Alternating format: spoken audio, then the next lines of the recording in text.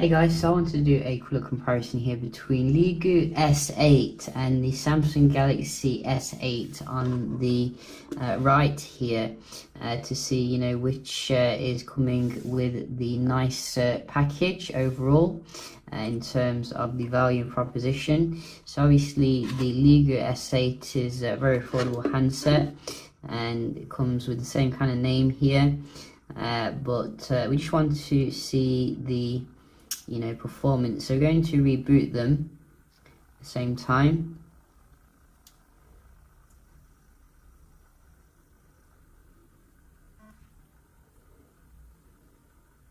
And I gotta say, it feels very nice in the hand. The screen doesn't curve all the way around, but it's practically bezel-less.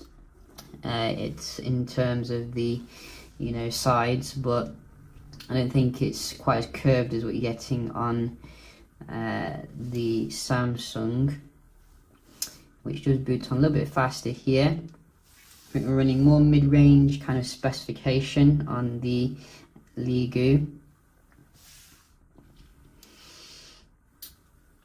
Stylish phone, that's what it is.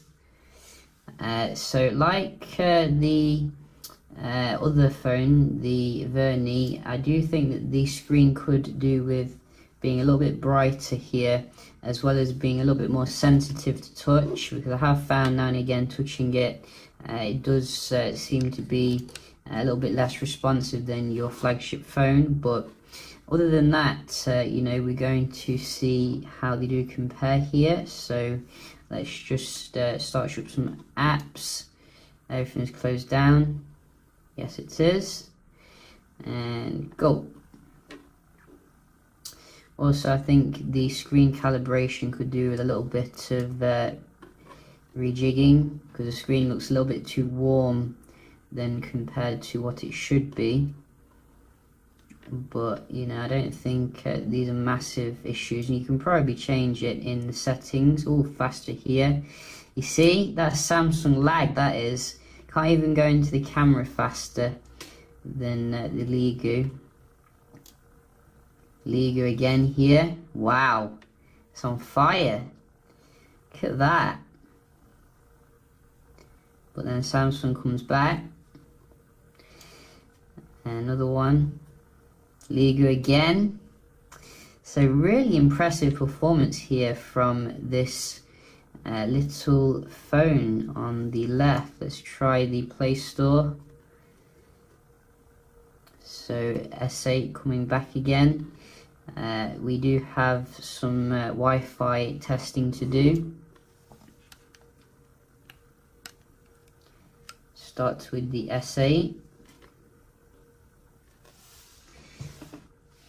So is the screen actually curved here? That is a good question, because it looks like the screen is curved, but it's not actually. In fact, is it? It doesn't. It looks like it is. It gives the impression it is, but it isn't, I don't think. It does really look like it's curved though, so it gives off a much more high-end impression than it is. Oh, crashed there on the Samsung. Only 6 months old. So I think it got about 200 for the Wi-Fi. One of the weaknesses of the Leagoo is that it only has 2G. This keeps crashing. So you can see, oh, we got a software update. That could be something to do with it. Quite a big one as well. So that is quite nice. Let's certainly do that eventually. Obviously this is just checking the performance here, and you can see, I think in terms of the Wi-Fi, you are going to get a better on a high-end phone. You did notice as well, I tapped several times on the screen there to get the thing to respond. So we can just have a look in the settings and see what else we're getting in terms of the functionality. So obviously in the settings you do get a display option. I'm guessing in here somewhere we may be able to change the font, the brightness, etc., your wallpaper, but I don't think there's a screen calibration option, which would be very useful you know, in that particular setting. Couldn't see it though. Navigation bar, you can change the navigation, as you can see. Oh, and then let's go back again. And also LED light. So it has 32 gigs internal storage, which isn't too shabby. Does it have an update area to keep you up to date? It seems it does. So it's already up to date. That is nice. And also, obviously, let's have a look how the camera UIs do compare here. So I think in terms of the maturity, the Samsung's looks a little bit more grown up.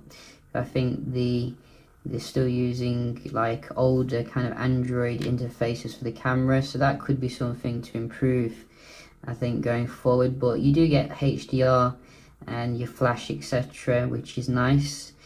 I don't think you get 4K though or anything, you know, fancy in terms of the camera, but I think I did spot a dual camera there. So this button probably is the blur effect, which we can just have a look at here, see how it looks. So when you want to take a shot, you just go bam, like that. So the shutter's a little bit slow, but you can see it does do the blur shot quite nice indeed. So let's be honest, you know, about these things. You're not going to get an S8 experience just because it is called S8, but what you are going to get is a solid handset here for you know, 1/6 of the price of a new S8. So that is quite a nice proposition here. I do wish that on the next one they make it so that the screen's a little bit brighter. They make it as well with the Type-C connectivity. That would be something to be very useful.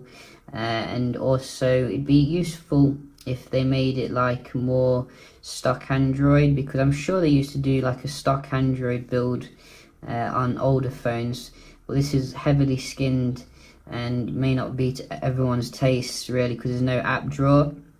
But probably you can put one on, you know, deep here in the settings. So yeah, just a quick little video here comparing Leagoo S8 with the Samsung Galaxy S8. Hope you found it helpful, and I'll see you in the next one. Cheers.